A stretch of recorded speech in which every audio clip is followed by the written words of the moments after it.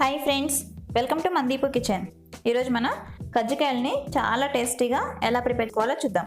అలానే మా ఛానల్ని ఇంకా ఏమైనా సబ్స్క్రైబ్ చేయకపోతే వెంటనే సబ్స్క్రైబ్ చేసి పక్కనే ఉన్న బెల్ ఐకాన్ని క్లిక్ చేయండి.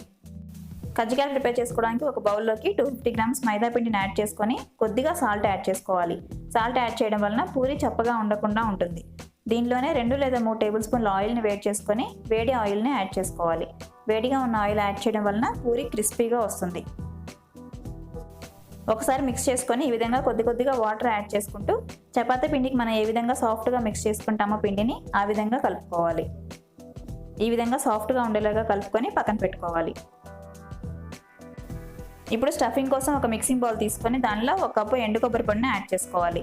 కొబ్బరి పొడికి ఈక్వల్గా 1 కప్పు బెల్లంని తీసుకొని ఈ విధంగా చిన్నగా దంచుకొని కానీ లేదంటే చాకుతో తురుముకొని యాడ్ చేసుకోవాలి. 1/2 కప్పు నువ్వులు తీసుకొని దోరగా వేయించుకొని ఈ విధంగా పౌడర్లా చేసుకొని యాడ్ చేసుకోవాలి. 1/2 కప్పు పల్లీలను కూడా దోరగా వేయించుకొని ఈ విధంగా మిక్సీలో పట్టుకొని పౌడర్ని యాడ్ చేసుకోవాలి. దీనిలోనే 1/2 టేబుల్ స్పూన్ ఇలాచీ పౌడర్ని కూడా యాడ్ చేసుకోవాలి.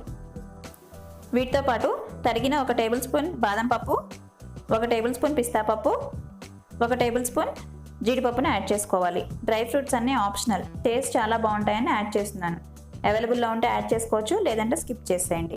ఇవన్నీ కలిసే విధంగా బాగా మిక్స్ చేసుకోవాలి. ఈ విధంగా మిక్స్ చేసుకున్న పౌడర్ని పక్కన పెట్టుకోవాలి. 10 నిమిషాల తర్వాత ముందుగా మనం కలిపి పక్కన పెట్టుకున్న మైదా పిండిని మళ్ళీ ఒకసారి కలుపుకొని చిన్న బాల్స్గా చేసుకొని పక్కన పెట్టుకోవాలి. ఇప్పుడు కొద్దిగా పిండి చల్లుకుంటూ పూరీని ప్రిపేర్ చేసుకోవాలి. పూరి మరీ పలుచగా కాకుండా అలానే మందంగా కాకుండా ఈ విధంగా ఉండేలాగా పూరీని ప్రిపేర్ చేసుకోవాలి.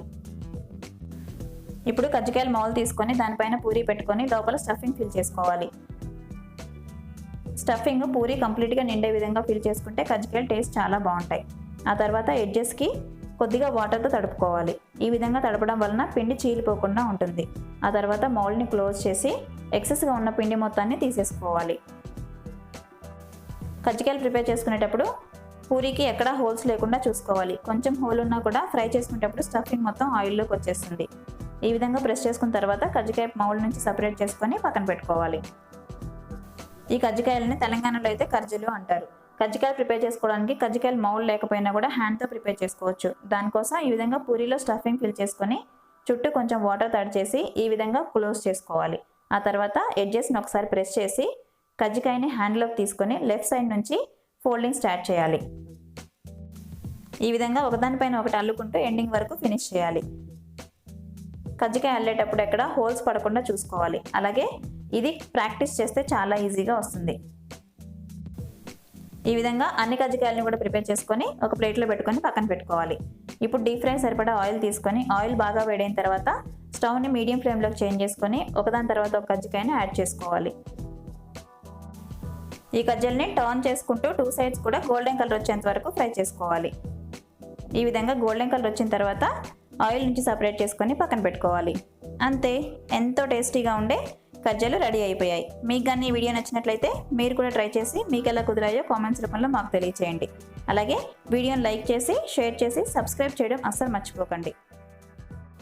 Thank you.